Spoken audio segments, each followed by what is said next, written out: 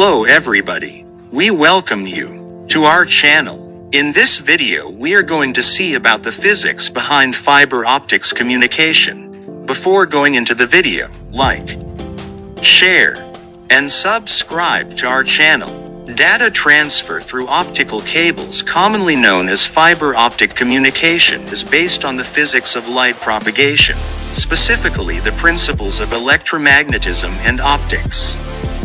At the heart of the system is total internal reflection.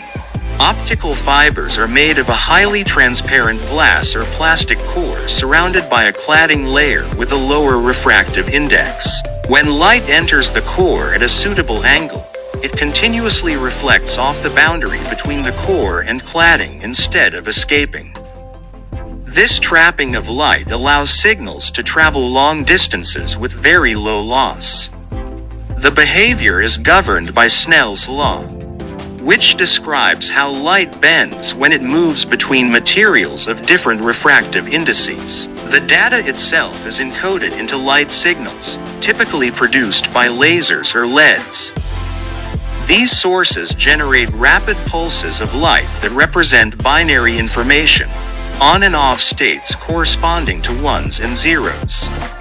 More advanced systems use variations in phase, amplitude, or wavelength, known as multiplexing techniques like WDM, wavelength division multiplexing, to transmit multiple data streams simultaneously through the same fiber. Optical fiber communication is a practical application of wave optics and quantum interactions with matter. It allows information to travel as photons moving at near light speed, enabling the high-speed global networks that power modern internet infrastructure. One major drawback is high installation cost.